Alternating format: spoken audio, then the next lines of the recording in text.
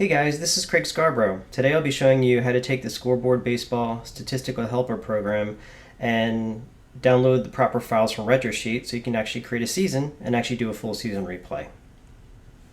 The first thing you're going to have to do is run the Scoreboard Baseball Statistical Helper program itself. This is going to show you where your scoreboard data folder is located. If you look here in the bottom left-hand corner, this is where your scoreboard data file folder is. I show you mine, but just know that yours may be different. So here mine is C, users, Craig, OneDrive, documents, scoreboard data. Now when you download these RetroSheet files, they typically will be downloaded to your My Downloads folder or your Downloads folder. That's perfectly fine. The only thing you need to do is make sure that you extract those files into your scoreboard data file folder. So that's the only thing you really need to keep in mind. When we go to RetroSheet, located at retrosheet.org, there are going to be 4 sections you're going to have to download. The nice part is once you do this, especially if you download all the files in bulk, you'll never have to do this again. The first file is the current names.csv file. It's actually the link on the page shows team nicknames file, and I'm going to show you that right now.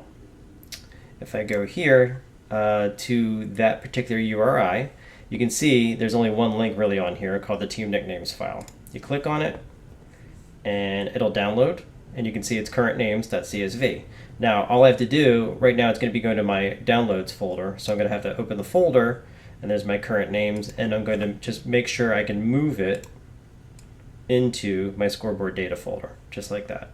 If you don't see your scoreboard data folder, obviously you have to move around with your Windows system to find out exactly where your scoreboard data folder is. But just take that file. You don't need to extract that one. It's in CSV format. So after we've done that, we'll move on to the second piece, which is the roster files. This is where the program will realize for the drop-down boxes of pitchers and hitters who exactly is on those teams for that particular year that you're replaying. So here's the link, retrosheet.org game HTM, and essentially it's this link called annual rosters.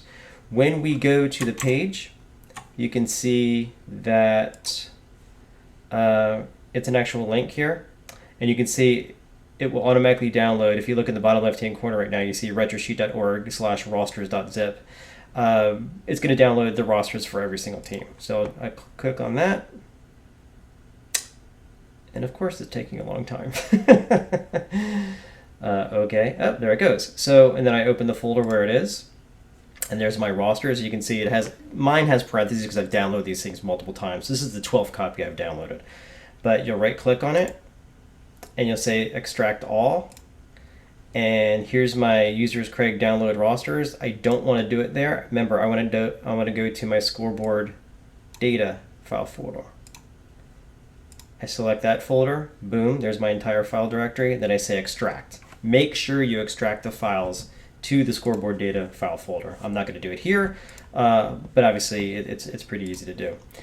Then finally, for the next section, we have the event files as well as the game logs. So on the same page that I was just on, you see we have these regular season event files. These are required to do some of the logging and everything like that, to create some of the statistical information used by the program. So you can just say, I want a particular year, but then you also can come down here and just say, I want every year by decade. Really, really quick, easy, painless to do. They don't take up that much space on your hard drive. So what I would highly recommend is basically just any season you have in those particular decades, just click the decade and don't do them a single year. Just get it all done. You'll never have to do this again. So again, if you click on it, you can see in the bottom left-hand corner the actual file. Then you're going to have to go to the downloads folder and right-click on that file, and again do extract all, and then make sure it's you say your destination is your scoreboard data folder. And then finally, we have the game logs. This is used for walks. This is used for run score. This is used for strikeouts by hitters. I might be doing other things with them in the future just to, again, add more immersion to the program itself. But you can see the link here, retrosheet.org game logs index. And I'll go back to here. And it's pretty much the same thing as the event files, except you have game logs here. you can also, again, do this by decade as well. And again, that's kind of what I would recommend, just to make it easy, one simple download. One thing I did want to make clear about the event files. For seasons less than 1975, or before 1975, one thing you might need to be aware of is, where is it? Discrepancy files. What I found is not all the data is located in the original event files.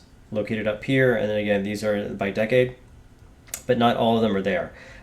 So you're going to want to make sure you have the discrepancy files, because this could mess up logging at bats, again, the runs, the hits, the walks, and the strikeouts. So make sure if you're choosing a season like from the 1950s or 1960s, make sure you have these discrepancy files as well. Again, extract them to the Scoreboard data folder, one and done. You'll never have to look at it again. So once I've done that, you can see the directions here, extract all, choose Scoreboard data folder as your destination, and you are done. So what I'm going to do now is create the 1977 season. Just say season new, and please enter my year, 1977. I can name it anything I want. Test for, actually I'll just call this 1977 YouTube. Then as you click along, the game will realize what file data you have, again, what you've downloaded from RetroSheet. So I've downloaded the schedules via the event files, so it knows exactly who's playing, so I can do an as played schedule. It also knows who the starting pitchers are, because I download those files as well. And then again, I'd highly recommend keeping track of batter hits. Again, I put this in here a long time ago when I didn't think tracking hits was important to me, and I've completely changed my mind on that one. And then finally, your scope of the replay. You can do both the AL and NL, but I've also said, hey, if you only want to do the American League or you only want to do the National League when you're using an as-played schedule, you can pick. I'm just going to say both, and I'm going to say OK.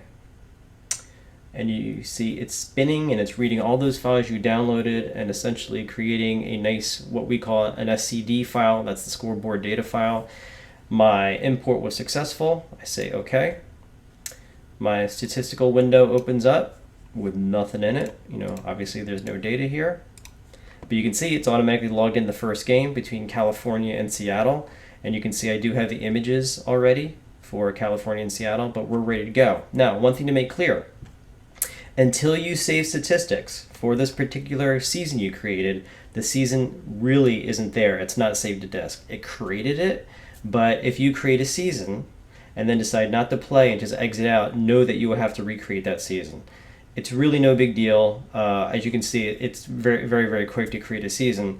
But just know, don't create a season unless you're willing to play your first game. Once you play that first game and do save statistics, then you can open, which you can't hear, but you can open a season replay as opposed to having to create a brand new one. So just to be clear, when you create a season, make sure you have time, or make sure you keep the program open to play that first game. And then once you play that first game, click Save Statistics, and you've got a saved SCD file that you can reopen at any time. So that's essentially how to create a season with the Scoreboard Baseball Statistical Helper. I tried to keep this one short and sweet and to the point, and I hope this helps you. Thank you very much. Take care.